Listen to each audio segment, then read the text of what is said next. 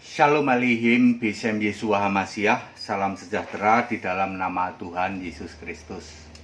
Bersama saya Pendeta Henry Tandianta BBS. Kali ini saya akan membahas sebuah tema. Tema ini diminta oleh Bapak Pendeta Siahaan ya. Nggak cuma satu, langsung 3 tema ya. 3 tema sekaligus. Seperti biasa saya kalau menjelaskan pasti padat, singkat, dan clear. 3 tema sekaligus ya. Saya akan ngasih judul begini, garam dan terang dunia. Saudara-saudara, hal sepele loh. Garam dan terang dunia. Banyak orang salah paham loh. Nanti ada tema kedua nyambung aja ya. Garam dan terang dunia.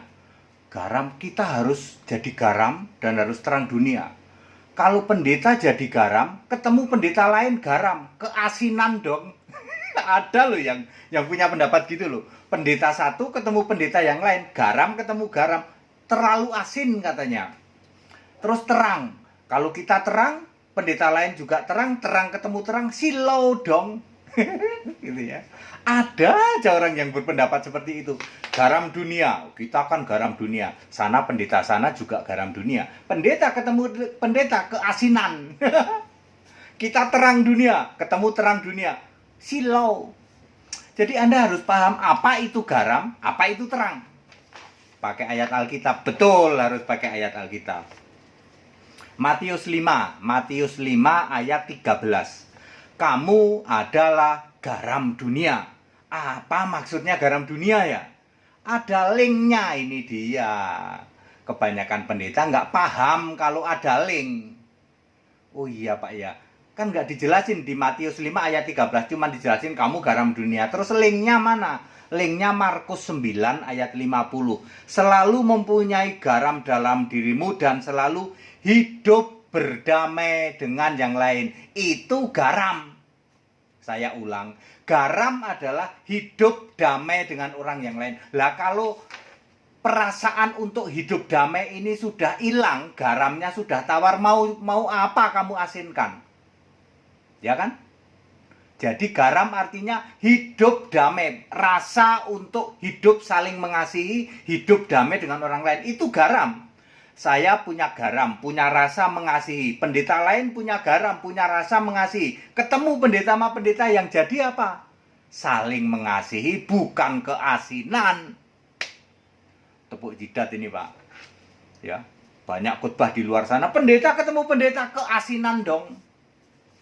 Udah ada ayat Alkitabnya. Markus 9 ayat 50 yang disebut garam artinya adalah hidup damai, artinya rasa atau keinginan atau kemauan atau empati untuk hidup berdamai dengan yang lain. Itu garam. Terang apa dong Pak? Terang. Ayat 14, Matius 5 ayat 14.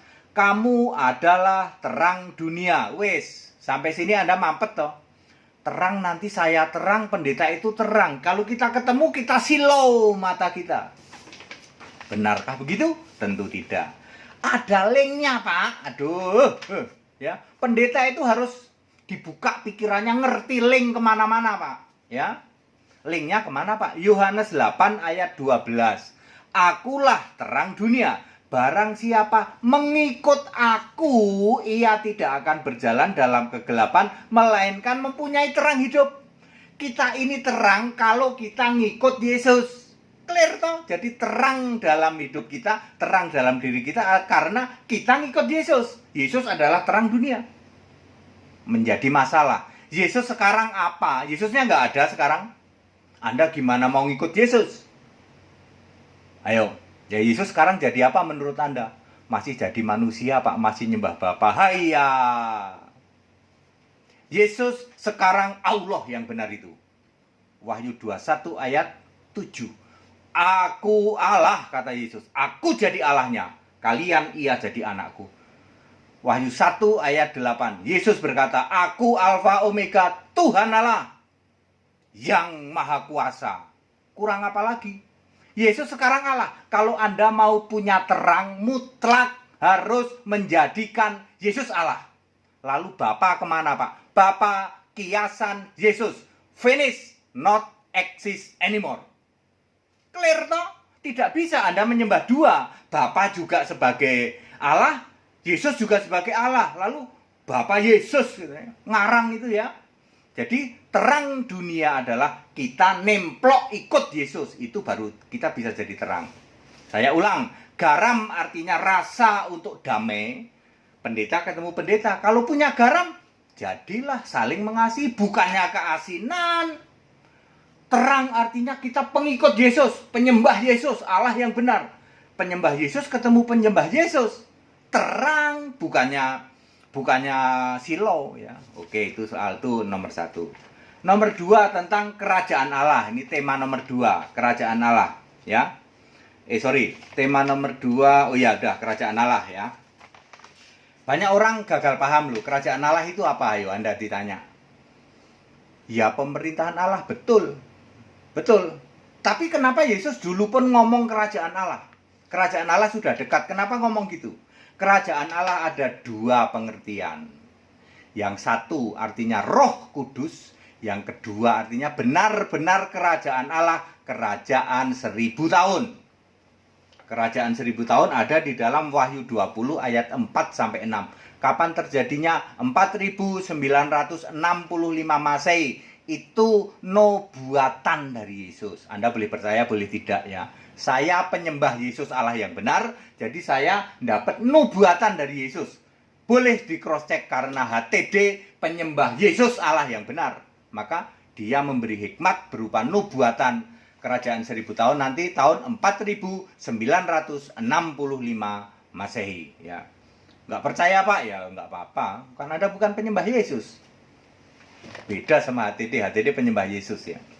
Itu kerajaan 1000 tahun adalah kerajaan Allah. Nah, lalu kerajaan Allah yang Roh Kudus apa? Lukas 11 ayat 20. Tetapi jika aku mengusir setan dengan kuasa Allah, maka sesungguhnya kerajaan Allah sudah datang. Jadi kerajaan Allah apa? Kuasa Allah. Kuasa Allah dari mana? Roh Kudus. Roma 14 ayat 18. Sebab kerajaan Allah bukan soal makanan dan minuman, tetapi soal kebenaran. Siapa kebenaran? Yesus. Yohanes 14 ayat 6. Akulah jalan dan kebenaran ya. Dan damai sejahtera dan sukacita oleh Roh Kudus. Jadi kerajaan Allah itu kebenaran, damai sejahtera, sukacita, kuasa Roh Kudus. 1 Korintus 4 ayat 20. Sebab apa ini? Kerajaan Allah bukan terdiri dari perkataan, tapi kuasa. Kuasa apa? Roh Kudus. Jadi, 2 pengertian kerajaan Allah ya. Yang satu adalah Roh Kudus. Sudah belum? Sudah kan, Yesus sudah naik ke surga. Yesus sudah mengutus Roh Kudus. Pak, Roh Kudus diutus Bapa apa Roh Kudus diutus Yesus? Kalau Yesus sudah naik ke surga, di dalam Yohanes 15 ayat 26, Yesus bilang, aku mengutus Roh Kudus keluar dari Bapa. Waktu Yesus masih di bumi, Yesus ngomong, Roh Kudus diutus oleh Bapa dalam namaku. Beda kan? Waktu Yesus masih jadi manusia, Yohanes 14 ayat 26, Roh Kudus diutus oleh Bapa dalam namaku. Ketika Yesus sudah naik ke surga, Yohanes 15 ayat 26, Roh Kudus kuutus keluar dari Bapa. Jadi siapa yang lebih besar? Yesus lebih besar. Bahkan Bapa sudah not exist anymore, sebab Bapa itu kiasan Yesus. Yohanes 16 ayat 25. Clear sekarang tentang kerajaan Allah ya. Kerajaan Allah adalah tentang Roh Kudus dan tentang nanti kerajaan 1000 tahun. Makanya Yesus bilang kerajaan Allah sudah dekat. Wong Yesus cuma 3,5 tahun di bumi, habis itu naik ke surga, turun Roh Kudus, itu kerajaan Allah. Sudah dekat 3,5 tahun lagi. Bagaimana dengan kerajaan 1000 tahun? Ya 2,9 hari lagi, hari Allah ya. Sekarang yang ketiga, Bapa sudah dipermuliakan oleh Yesus. Ya. Ya, Anda kan yang terpesona dengan Bapa, dengar baik-baik penjelasan ini ya. Yohanes 12 ayat 28. Yohanes 12 ayat 28. Ditulis pakai huruf merah, artinya itu perkataan Yesus. Bapa, muliakanlah namamu. Lalu ditulis pakai huruf hitam, terdengar suara dari surga. Perhatikan, maka terdengarlah suara dari surga. Aku telah memuliakannya. Nya itu siapa? Memuliakan Bapa. dan aku akan memuliakannya lagi. Nyanya itu siapa? Bapa. Kan Yesus bilang, Bapa, muliakanlah namamu. Lalu ada jawaban dari surga, aku telah memuliakannya dan akan memuliakannya lagi. Pertanyaan sederhana, itu suara siapa? Simpel kan? Kalau suara Yesus ditulis pakai huruf merah. Kalau suara Allah pakai huruf hitam. Tentu ini suara Allah betul. Allah siapa? Bapa, Pak. Nah, gagal pahamnya di sini. Ratusan ribu pendeta di Indonesia gagal, ya. Gagal memahami ini. Perhatikan baik-baik. Yohanes 12 ayat 28. Maka terdengar suara dari surga, aku telah memuliakannya dan akan memuliakannya lagi. Ini persis dengan Matius 3 ayat 17, Matius 17 ayat 5. Inilah anakku yang kukasihi, kepadanya lah aku berkenan. Ditulis pakai huruf hitam. Suara siapa? Suara Bapak. Aduh, mohon maaf, Pak. Ikut sekolah Alkitab di tempat kami, Pak. Yang benar adalah suara dari Roh Kudus. Perhatikan, ya. Setiap ada kata-kata aku itu pasti Yesus itu. Simple kok sebenarnya. Kalau Anda baca Alkitab, ada perkataan aku, A-nya huruf besar, itu pasti Yesus.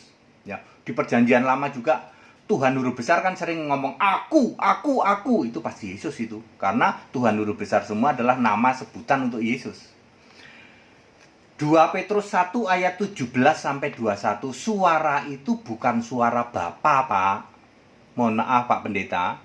Perhatikan baik-baik. Inilah anakku yang kukasihi, kepadanya lah aku berkenan. Bukan suara Bapa, tapi suara Allah Bapa atau yang Maha Mulia.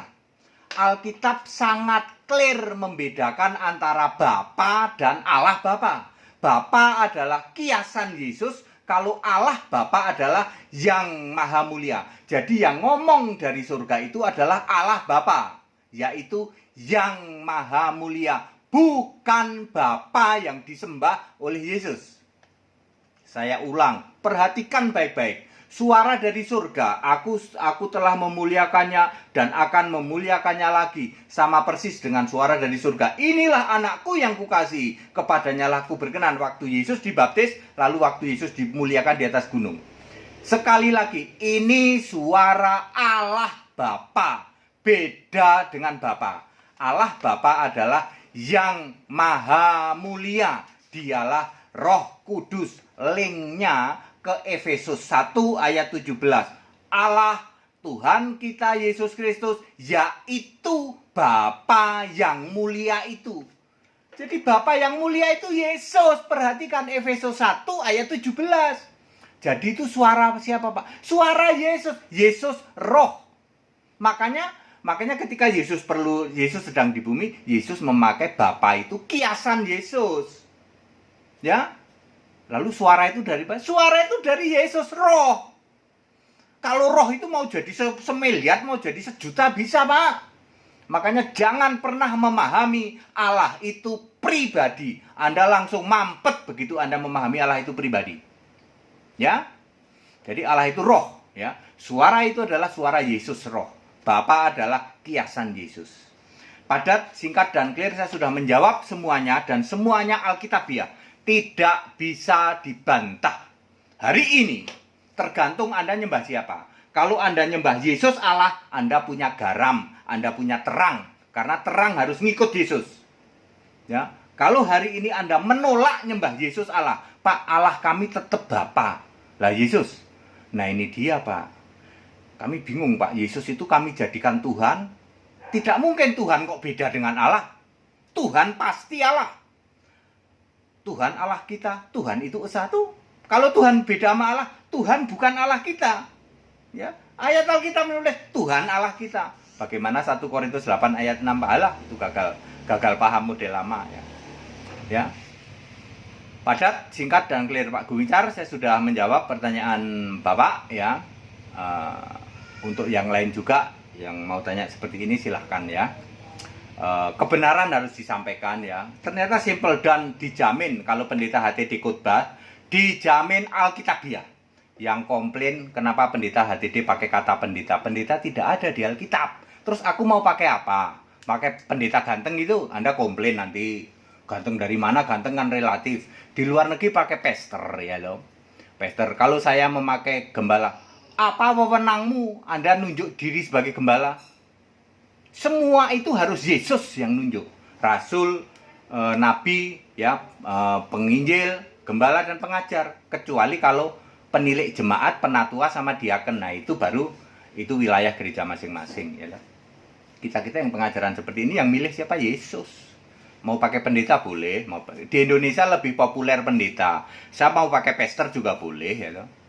Tapi pastor nanti saya dipanggil Romo lagi. Ya, makanya saya pakai pendeta. Yang masih komplain kenapa pakai pendeta? Ya biarin aja. Kalau saya pakai pendeta ganteng, Anda lebih sakit hati lagi nanti. Ya. Pendeta ganteng Henry Tandianta, Anda lebih sakit hati lagi. Kan pendeta nggak ada di Alkitab, kan saya pakai pendeta ganteng. Ya, hal-hal sepele kok dimasalahin. Mendingan sekarang Anda fokus ke Alkitab ya. Ya, seperti ini ya. Segala hormat kemuliaan untuk Yesus Allah yang benar. Allah segala masa, sebelum segala abad, sekarang sampai selama-lamanya. Tetap bersama saya, Pendeta Henry Tandianta BPS. Haleluya. Amin.